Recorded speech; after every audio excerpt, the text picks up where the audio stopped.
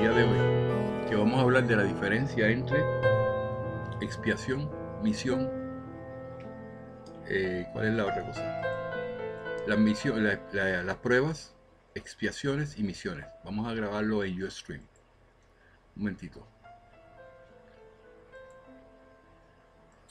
Esto debe ser caviar, ¿sabes? Esto de educación es caviar hoy, para que podamos entender. Buenas tardes amigos de Ustream que están comunicados en vivo a través del mundo.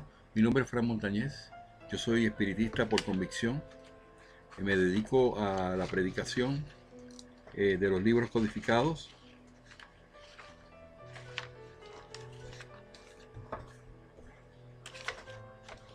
A ver si puedo. De estos libros que están aquí son 5 libros de lo que constituyen el espiritismo: libro de los espíritus, libro de los medios, el evangelio según el espiritismo. Tenemos también lo que se llama el cielo y el infierno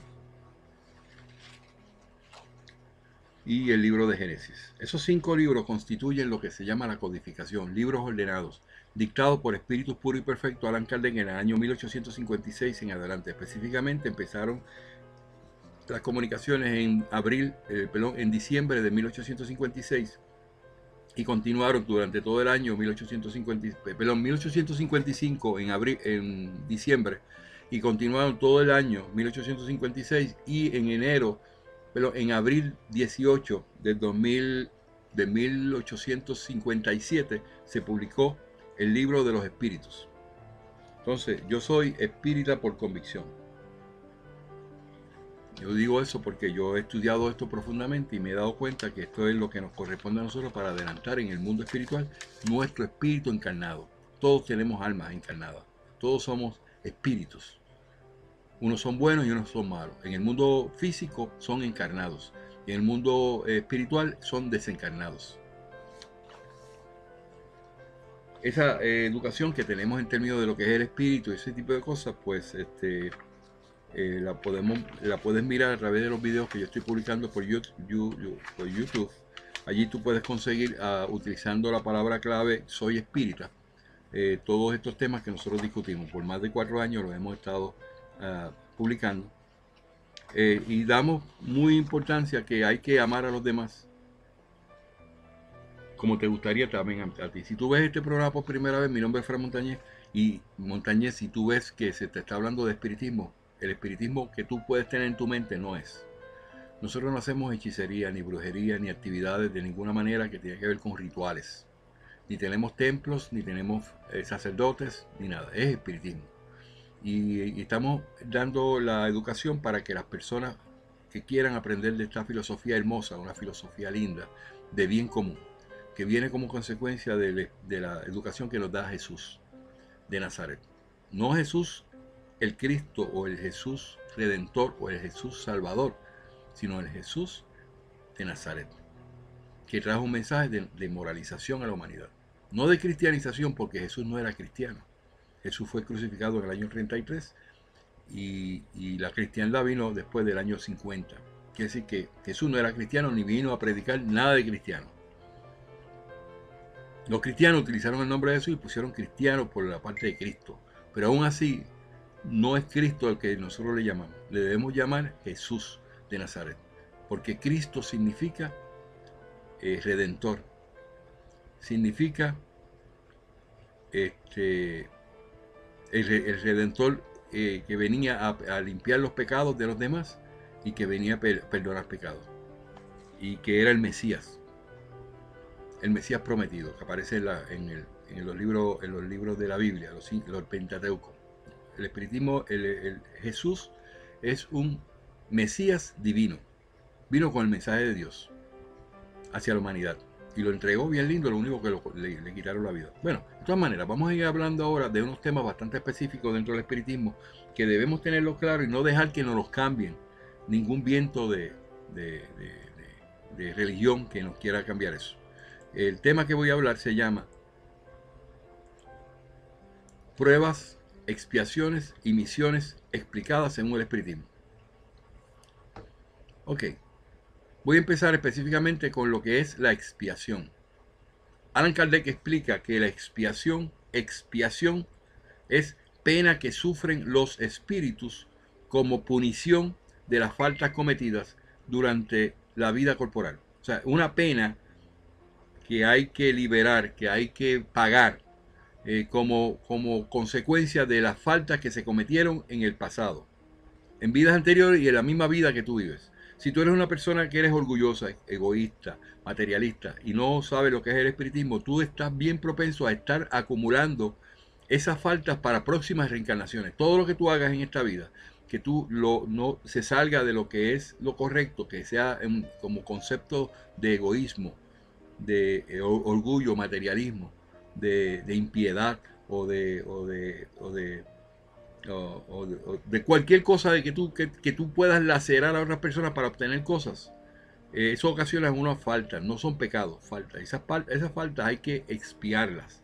El proceso empieza en el mundo espiritual, cuando el espíritu ya desencarnado, ya salió del cuerpo, que es un alma inmortal, que perdura por toda la vida. Él decide sus pruebas y en esas pruebas que vienen con el propósito de expiación. No se puede confundir la palabra expiación con redención. Muy diferente. El espiritismo no cree en la redención. Dicho sea de paso, no aparece la palabra redención en ninguna parte de la codificación como concepto que haya que llevar y haya que ejecutar. Los católicos y los cristianos lo que hacen es que han dicho que Jesús es Dios y que tiene el poder que por su sangre en la cruz del Calvario puede limpiarle los pecados a las personas, y eso se llama redención. Que cada persona que cometió un error, cometió un pecado, que son errores, son perdonados por lo que se llama la redención de Jesús. Eso no es lo que nosotros predicamos. El espiritismo no considera a Jesús un Dios, no considera a Jesús solamente un espíritu puro y perfecto en este momento. Antes, cuando encarnó, era un espíritu superior y siguió por el proceso evolutivo, porque lo hemos mencionado varias veces, que un espíritu puro no tiene ninguna separación o una clasificación especial que cualquier otro. Ok, pero no todos los espiritistas predican lo mismo. Los espiritistas que son religiosos creen en la redención, creen en el poder de Jesús como redentor. Lamentablemente no está avalado por la codificación. Pero Kardec definió en el diccionario espírita que expiación es la pena que sufren los espíritus como punición de las faltas cometidas durante la vida corporal. La expiación como sufrimiento moral. O sea, cuando tú estás expiando, tú no vienes a pasarla fácil, vienes a sufrir. Hay secciones ¿cómo se llama? Filosofías metafísicas que le meten en la mente a la gente: no, nosotros no venimos a sufrir, eso es allá los espiritistas. Pero es que el propósito de este sistema donde nosotros estamos encarnando es para limpiar el pasado, faltas cometidas, y eso conlleva sufrimiento moral. Tiene lugar en el estado de erraticidad como sufrimiento físico en el estado corpóreo. O sea, en el estado cuando el espíritu desencarna, que tiene que pagar por esos males que hizo, por esos errores que cometió, en el mundo espiritual lo paga como un sufrimiento moral, porque no tiene carne, no tiene cuerpo, pero que se llama el estado de erraticidad. Se le llama erraticidad cuando el espíritu está entre una encarnación y en el mundo espiritual. Todos los espíritus que no sean puros y perfectos están en la erraticidad. Los espíritus que son nuestros espíritus guías o protectores son espíritus superiores que no son perfectos aún. Ellos están propensos a la erraticidad. Cuando usted le dicen de la erraticidad, significa eso. Entonces, como sufrimiento en el mundo físico, en el mundo corpóreo. Cuando te vienen organizaciones espiritistas y te dicen que te cogen un espíritu obsesor, o una casa espírita te cogen un espíritu obsesor y lo sacan y lo mandan allá a una colonia donde va a estar allí Emanuel y donde va a estar allí André Luis, eso no está en la codificación. Porque el sufrimiento que tiene que tener cada espíritu es aquí. Y si está obsesando a alguien, hay que educarlo, hay que moralizarlo, hay que decirle que no puede tocar más ese cuerpo y debe pasar por el proceso de arrepentimiento aquí.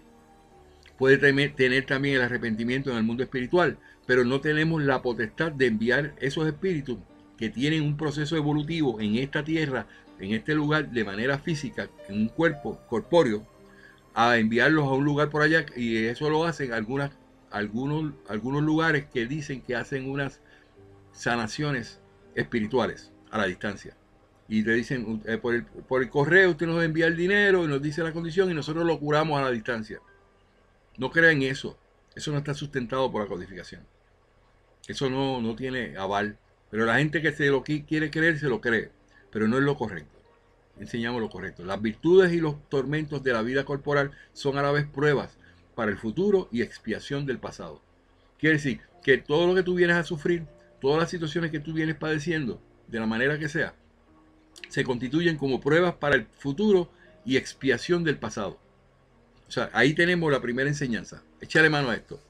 La situación corporal que tú tienes, que significa un sufrimiento, tiene dos cosas. Son pruebas, se constituyen esas faltas que has cometido como pruebas para el futuro y es una expiación del pasado.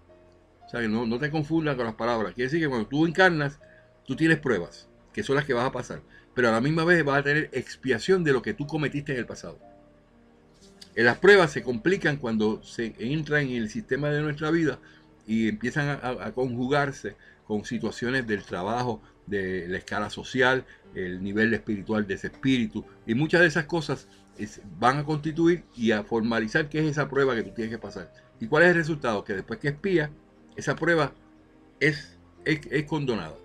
Entonces, Kardec dice, cuando habla de las pruebas, dice que son vicisitudes de la vida corporal mediante las cuales los espíritus se depuran, según la manera de enfrentarlas. De acuerdo con la doctrina espírita, el espíritu desprendido del cuerpo, al reconocer su imperfección, elige por sí mismo, nadie se lo inculca, nadie se lo dice, por un acto de su libre albedrío, el género de pruebas que cree más adecuado para su adelanto y que ha de enfrentar en una nueva existencia.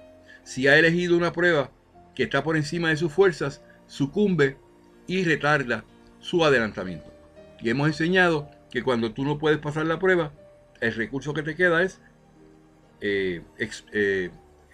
llegar ay, Dios mío, todas estas palabras que terminan con ION. Cuando tú llegas al momento, tú vienes y puedes a la resignación, discúlpenme, es la resignación. Entonces, ahí tenemos la explicación que Kardec nos da.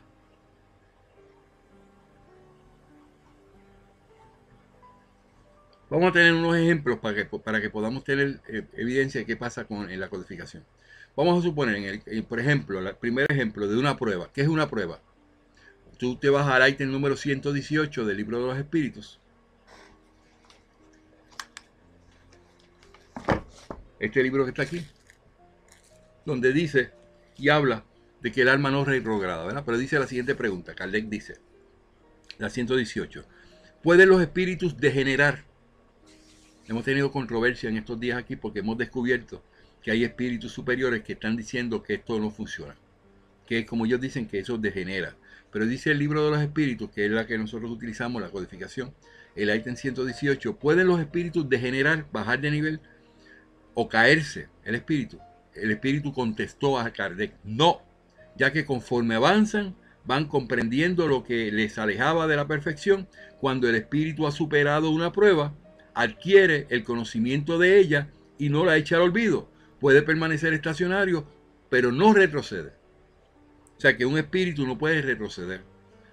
Manuel no puede venir a decir que él viene a encarnar nuevamente y va a bajar a retroceder para que Chico Xavier entonces esté por él como un espíritu superior, porque se supone que los espíritus que tienen la responsabilidad de cuidar a los protegidos, primero nacen con ese espíritu encarnado y luego lo acompañan el resto de su vida y no lo dejan hasta que tenga que ser posiblemente en otras vidas, otras reencarnaciones.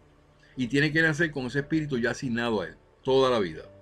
Entonces, ese conocimiento que ha adquirido ese espíritu en un lugar, en un momento dado, no puede verse afectado para que tener que retroceder, para que entonces venga un espíritu que era su protegido, a que entonces sea el protegido de él en una nueva existencia. Eso no se enseña en el espiritismo, lo ponemos de ejemplo de que el espiritismo no retrocede.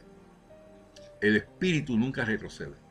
Vamos a tener otros ejemplos. Por ejemplo, en la sección, en el capítulo 4 del libro de los espíritus, nos habla de la pluralidad de existencia. Es una parte básica del espiritismo. O sea, de la reencarnación. Cuando vas en la pluralidad de las existencias, te vas a la sección número 1 que dice de la reencarnación. El ítem número 166 dice, Kardec le pregunta en el artículo 166 a los espíritus, ¿cómo puede acabar de depurarse el alma que no ha alcanzado la perfección durante la vida corpórea? ¿Y qué dijo el espíritu? Sufriendo la prueba de una nueva existencia. Quiere decir que ese espíritu, mientras esté en una posición de expiación, no es perfecto, tiene que sufrir las pruebas en cada nueva encarnación, hasta que libere todas las pruebas, todas las faltas que cometió en el pasado. La pregunta número 166A de ahí mismo dice, le pregunta a Kardec, ¿de qué manera realiza el alma esta nueva existencia? Por su transformación como espíritu. Le preguntó Kardec, el espíritu dijo, al depurarse, el alma experimenta sin duda una transformación, pero para ello necesita la prueba de la vida corporal. Quiere decir que el alma, el espíritu, tiene que reencarnar, tiene que pasar por la prueba, tiene que vencer esa prueba para que pueda transformarse y adelantar. Eso es lo que nosotros predicamos en el espiritismo consolador. Eso no se predica en el espiritismo que es religioso, no predican eso. Ellos no le ponen atención a que el espíritu tiene que mejorar y tiene que adelantar. ¿Y cómo lo hace? Necesita la prueba de la vida corporal. Tiene que pasar por el proceso de depuración en una vida corporal. La pregunta 171, en esa misma sección. ¿En qué se funda el dogma de la reencarnación? Cuando se habla aquí de dogmas, hemos predicado siempre que el espiritismo no se basa en dogmas religiosos que no se pueden probar. Pero aquí el libro de los espíritus habla de dogmas en el sentido de lo que es la palabra, lo que significa la palabra. ¿Qué es lo que significa la palabra de dogma? Es creencia. Pero la creencia en la reencarnación. Y la reencarnación, hay pruebas contundentes, sustentables, de que tenemos comunicaciones con el mundo espiritual y se puede corroborar esas comunicaciones y se puede corroborar esas manifestaciones de los espíritus. Por lo tanto, es algo corroborable.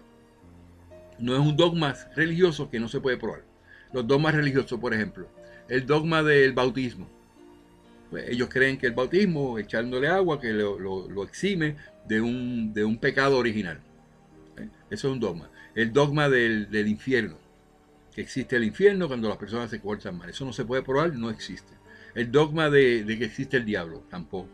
El dogma y todos los dogmas que tiene la Iglesia Católica. Por lo tanto, pues entonces nosotros hacemos una diferencia, que dogma no tiene que ver nada con el espiritismo. No seguimos dogmas. Y los dogmas que seguimos son dogmas que se pueden probar. ¿En qué se funda el dogma de la reencarnación? Pregunta número 171.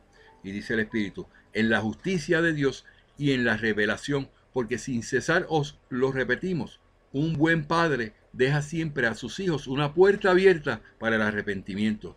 El diablo no deja puertas abiertas para el arrepentimiento. El diablo supuestamente, como está diseñado, como está expresado, es que no, tú te la portaste mal, que él va a estar en contra de ti y te va a mandar al infierno. Y ni el diablo ni el infierno existen en el mundo espiritual. Estamos hablando, no es que Fran diga, estamos claros, ¿verdad? Que eso es lo que dijeron los espíritus. Y yo creo lo que dijeron los espíritus. No te dice la razón, dice el espíritu, que sería injusto privar para siempre de la dicha eterna a todos aquellos a quienes no ha dependido mejorar. O sea, una persona va a estar en toda la vida en una existencia perenne, eterna, de sufrimiento, sin haber tenido la oportunidad de, si todo hijo que falla, el padre le da la oportunidad que vuelva a restituir y le da la oportunidad que pueda salir adelante. Toda persona que va a la universidad pues falló en los exámenes, pero volvió y los cogió y los pasó. Toda persona que estudia cualquier carrera nunca se va a quedar atrás si tiene el deseo de ser lo que se propone hacer. Por lo tanto, el sistema en general y el mismo comportamiento de Dios hacia la humanidad es que nosotros como hijos de Dios, por los errores que podamos cometer, tenemos la oportunidad de reencarnar para poder lidiar o reparar esa falta que hemos obtenido. Pero no puede, bajo ninguna circunstancia, condenarnos a una vida eterna en sufrimiento, que es lo que predican las iglesias, lo que predican las religiones. ¿Acaso todos los hombres no son hijos de Dios? Dijo el Espíritu, diciendo, o sea, ¿qué quiere decir? Que, sí, que no te dice la razón que sería injusto privar para siempre de la dicha eterna a todos aquellos de quienes no ha dependido mejorar. ¿Acaso todos los hombres no son hijos de Dios? Entonces sigue diciendo el Espíritu, solo entre los humanos egoístas se encuentra la iniquidad, el odio implacable y los castigos sin perdón. O sea, eso nos encontramos en países hoy día que no le prueban a las personas por sus pensamientos, los errores que han cometido, y los meten a la cárcel. Todos los espíritus, dijo Kardec dijo un comentario sobre esto, todos los espíritus tienden a la perfección y Dios les provee los medios de obtenerla mediante las pruebas de la vida corporal. Pero en su justicia les reserva que cumplan en nuevas encarnaciones, en nuevas existencias, lo que no pudieron hacer o perfeccionar en una primera prueba. O sea, hay oportunidades que tiene, esa es la grandeza de lo que es la reencarnación. Que tú no estás condenado a vivir una vida sin tener la oportunidad de que puedas liquidar la deuda. Es como si te metieran en cadena perpetua y no vas a poder salir de ahí jamás. Y aún así, la pena perpetua dice que si la persona se porta bien, le bajan la prueba. Quiere decir que eso es lo que estamos claramente definido, lo que es la prueba y lo que es la expiación. Vamos a ver si llegamos a la otra. Porque, ok, la 199A dice, ¿por qué muchas veces se ve interrumpida la vida en la niñez? La duración, dice el espíritu, la duración de la vida del niño puede ser para el espíritu en el encarnado el complemento de una existencia interrumpida antes del término debido, y su muerte es a menudo una prueba o una expiación para los padres. Ese niño viene de otras existencias y viene a pasar unas pruebas, a vencerlas mediante la expiación, y de momento muere a los 2 meses, al año, o a los 2 años, a los 5 años. Pero es un niño, ¿verdad? Entonces, ¿qué representa eso? Pues que ese niño terminó su misión que tenía que hacer en ese sentido de lo que se había propuesto en la vida anterior, pero entonces empieza una prueba o expiación para los padres.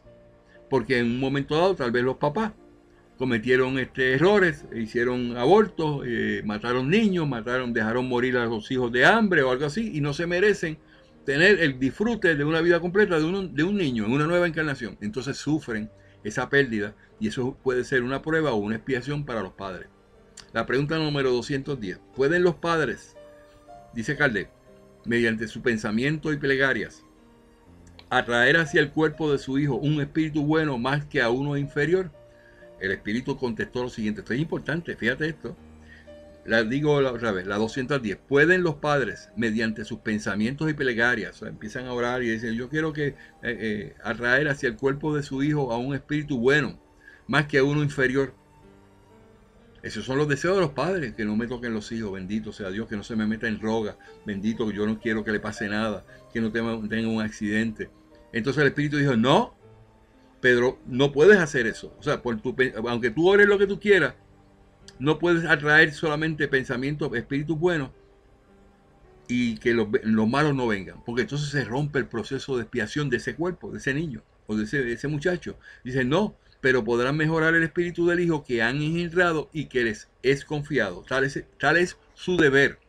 Malos hijos constituyen una prueba para sus progenitores.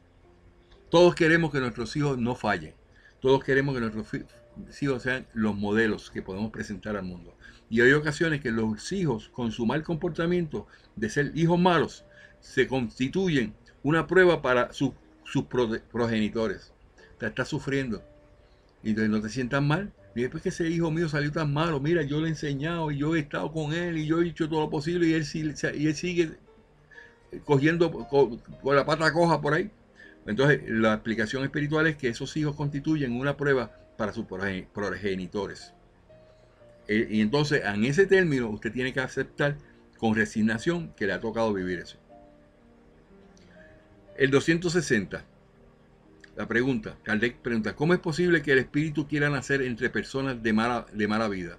O sea, si tiene la oportunidad de decidir para siempre nacer en una cuna bonita, una cuna de una orden social muy favorable para él, que no va a sufrir, ¿por qué escoge entonces nacer en una mala vida?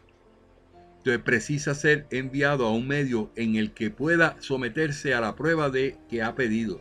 Es necesario que haya analogía para luchar contra el instinto del bandolerismo.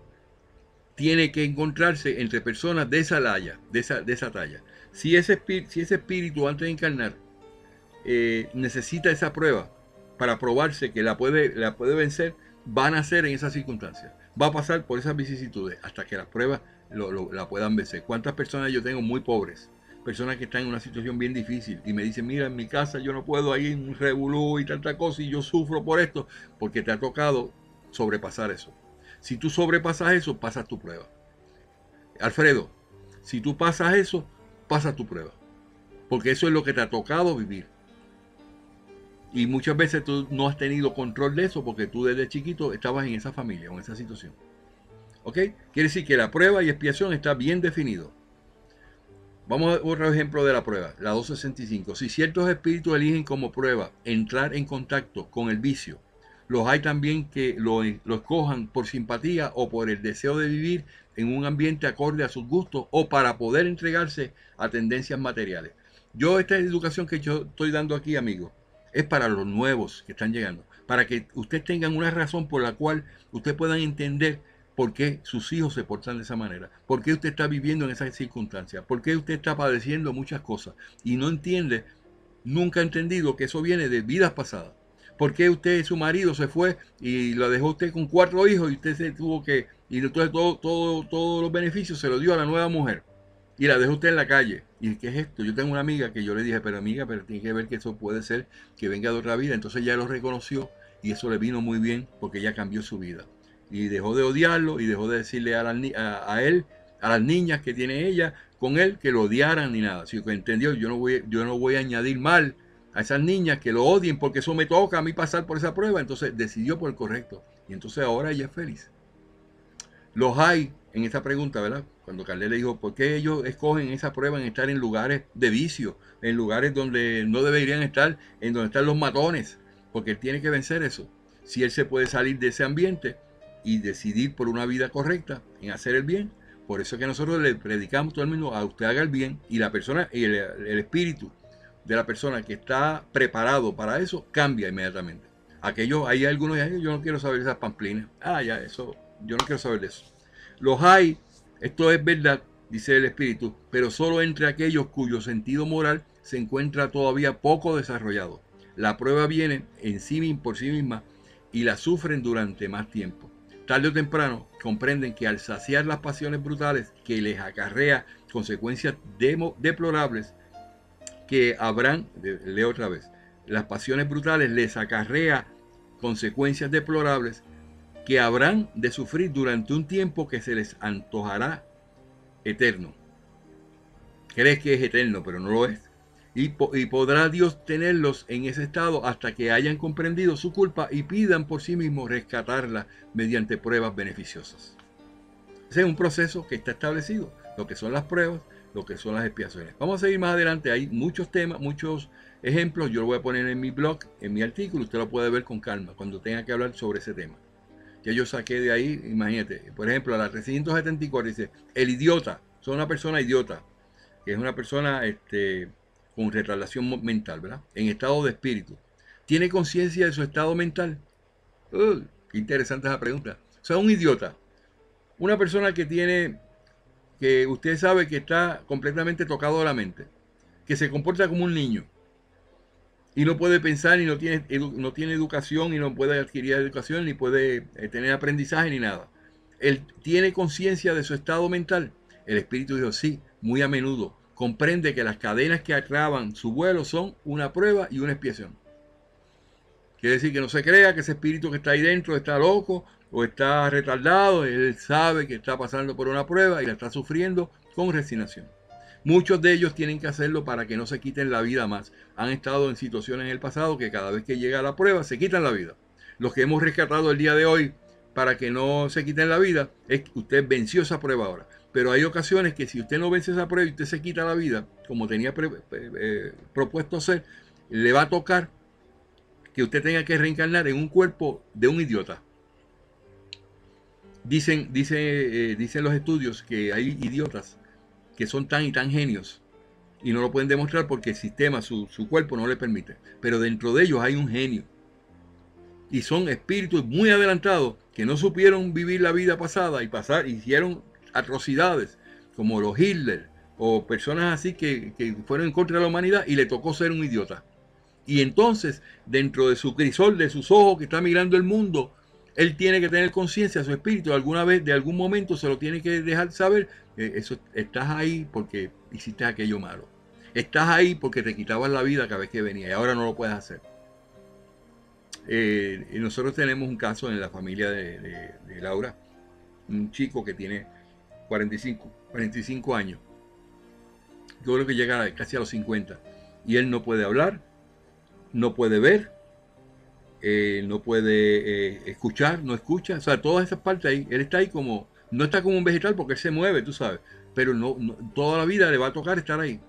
Ese espíritu, Laura se mete con él en la cuna cuando lo baña, esas cosas, y le habla, y le va diciendo, acuérdate, Tito, que te pasó esto por lo que tú hiciste en el pasado, te tienes que arrepentir. Laura ha hecho un trabajo excelente en ese sentido.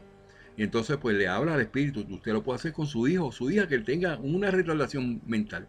Entonces yo lo que quiero ilustrar con esta también es que hay que amar a esos hijos y que se den cuenta que esos hijos no son tan idiotas como aparentan ser. Esos son espíritus muy adelantados en la mayoría de los casos, que hay que comprenderlo y entenderlo. Que le va a tocar toda la vida de esa manera, no hay forma que eso cambie. Entonces ahí hemos dado ejemplo de lo que son las pruebas. Tengo innumerables casos de prueba. Vamos a ir entonces a la última, que es la misión. De misión. Vamos a ver qué es una misión en el espiritismo. Expiación, te hablé de prueba, ¿verdad? Ya yo te hablé de expiación como una, digamos, un ejemplo, pero vamos a dar un ejemplo de expiación. Y está específicamente en la escala espírita, en el ítem número 113 de la primera y única clase de los espíritus. Al final de esa parte dice dice asistir a los hombres, los espíritus puros y perfectos, asistir a los hombres en su desconsuelo, incitarlos al bien o a la expiación de las faltas que se los alejan de la ventura suprema, es para ellos una grata labor. A veces son designados con los nombres de ángeles, arcángeles o serafines. ¿Viste, Kenneth? Donde tenemos nosotros la escala espírita en el espiritismo, se clasifican los espíritus. Esto es la escala espírita. En diferentes niveles. Y el nivel más alto es el de espíritu puro.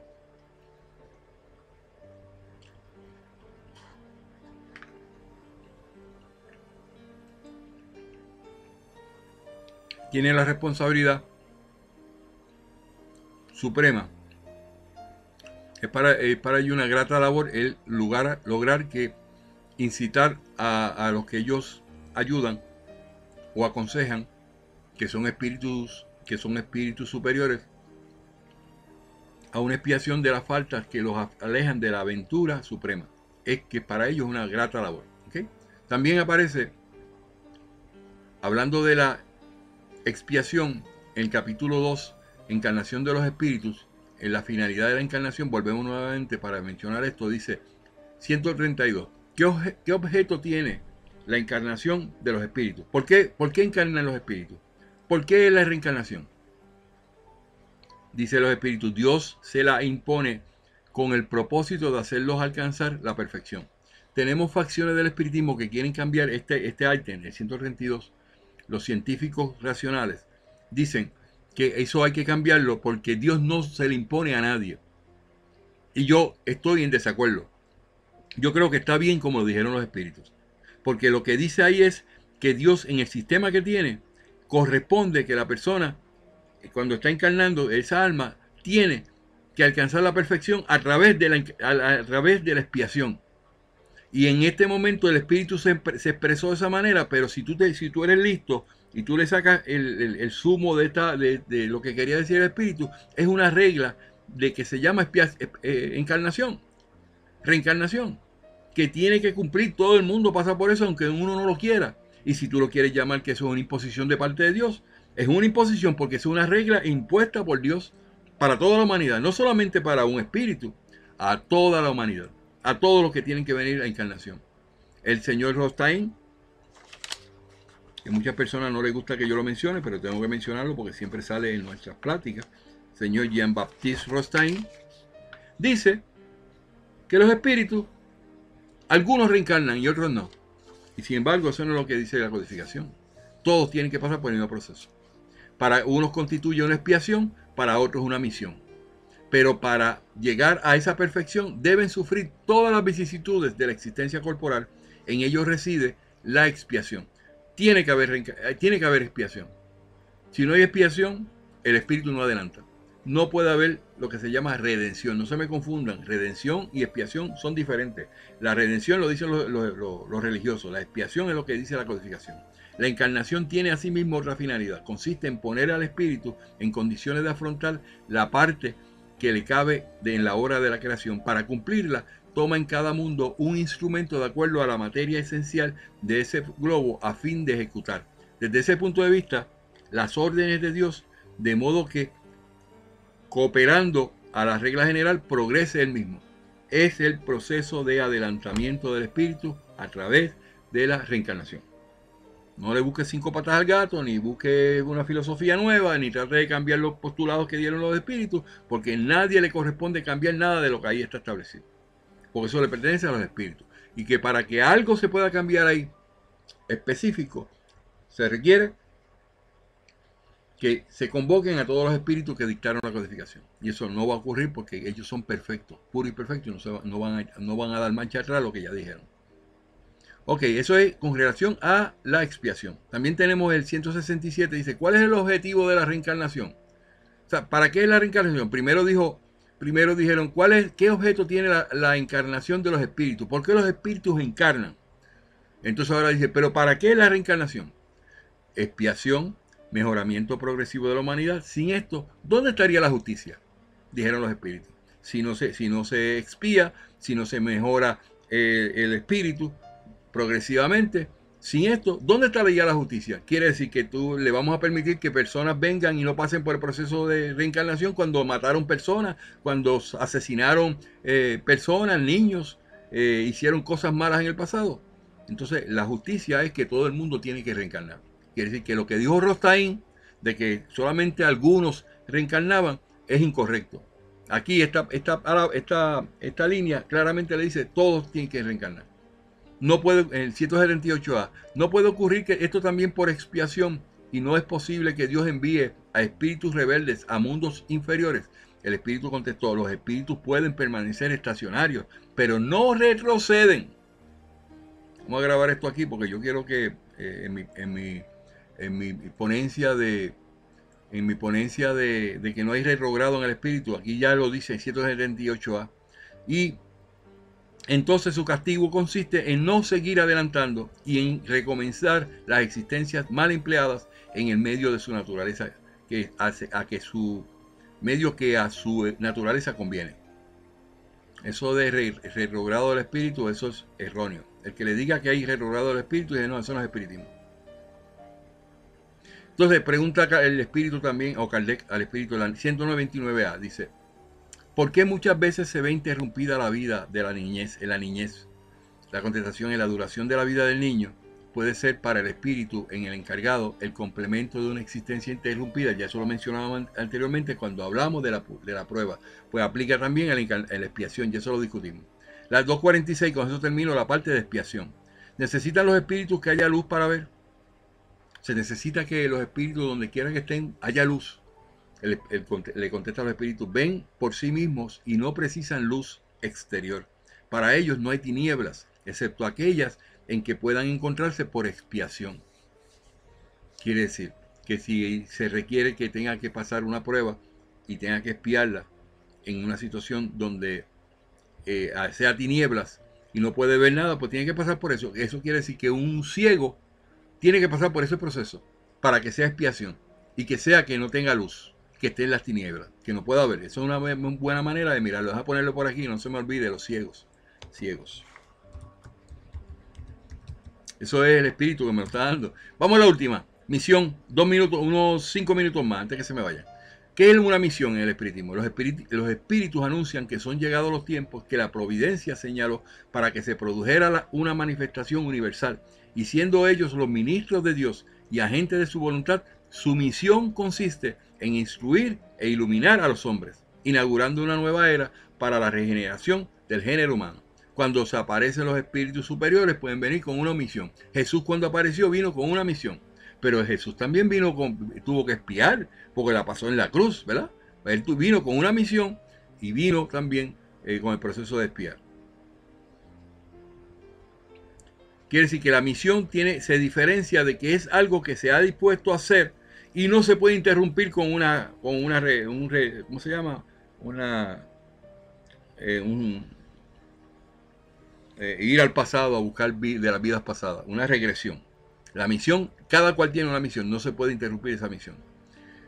La misión de Kardec, y dice, estaremos contigo tantas veces como lo solicites, le dijeron los espíritus a Kardec, en el libro de Prolegómenos, que es el libro de los espíritus, para ayudarte en tus otros trabajos, pues esta no es más que una parte, la misión que se te confía y que uno de nosotros ya te ha revelado. Eso era una misión, lo que le dieron a Kardec. O sea, que Kardec, pues la misión fue escribir la codificación. Pues ahí tú ves la diferencia, que es la misión, que puede ser una relación con expiación y también con relación a las pruebas, todo unido o separadamente, tú puedes saberlo. Yo sí sé, te puedo decir, que los espíritus puros, por ejemplo, dirigen a los espíritus inferiores a ellos, los ayudan a perfeccionarse y les asignan su misión. Los espíritus puros asignan misiones a los espíritus superiores, que son un nivel más bajito. O sea, esa situación emana de los espíritus puros y perfectos. Asistir a los hombres en sus padecimientos, incitarlos al bien o a la expiación de las faltas que los aleja de la felicidad suprema. Es para ellos una grata ocupación. Se los asigna a veces con los nombres de ángeles, arcángeles o serafines. ¿Ok? Con esto terminamos esta lección. Creo que está bastante claro. Está bien definido. No debe haber confusión en esto. Ahora, si usted compara esas definiciones que da la codificación con los que da Manuel y Chico Xavier en el libro de El Consolador, cambian. Yo, como no les quiero seguir echando más leño al fuego, porque yo he notado que lo que hago es que creo una hojarasca seca ahí, la gente se molesta porque yo enfatizo eso, pero usted busque lo que es expiación, lo que son pruebas y lo que son emisiones, lo que dijo Emanuel en el libro de El Consolador, y usted se va a dar cuenta de unas cosas increíbles que se dicen de esos términos, que por qué se tuvieron que crear unos términos nuevos cuando eso ya está en la codificación, que Kardec ya lo dijo y ya lo expresó. Y eso es lo que mi prédica en estos tiempos, de mira, es que estamos idolatrando a personajes que no han hecho nada para mejorar el espiritismo, sino a cambiarlo, a establecer cosas nuevas que no tienen ninguna validez espiritual, no tienen ninguna razón de que puedan derrotar lo que ya está escrito, que ya está validado, que ya tiene el permiso de Dios, que ya tiene la verificación de diferentes espíritus, los mismos espíritus en diferentes lugares, que eso se llama el método Kardec, y lo estamos cambiando. Por lo que están diciendo mentores, están diciendo personas que no usan la codificación. No, ¿por qué ellos no lo usaron? Yo no sé. Yo no sé por qué eso se desvirtuó de un tiempo para acá. Y es desde que empezaron a decir que el espiritismo era una religión, lo tergiversaron todo. Yo no estoy diciendo que no puedan cambiar, pueden cambiar. Pero si se llaman espiritistas, deberían seguir lo que dice la codificación. La codificación dice claramente en el ítem 301 del libro de los espíritus. Los espíritus, me parece que los espíritus, los medios, estoy ahí, lo voy a poner ahí el eso de la duda. Creo que prediqué sobre esta semana. La 301. De que los espíritus superiores no se pueden confundir. No hay forma de que puedan confundirse. Tienen que hablar el mismo idioma. Ok, amigos, hasta aquí hemos llegado con la presentación de esta educación, y esto aparece en este video.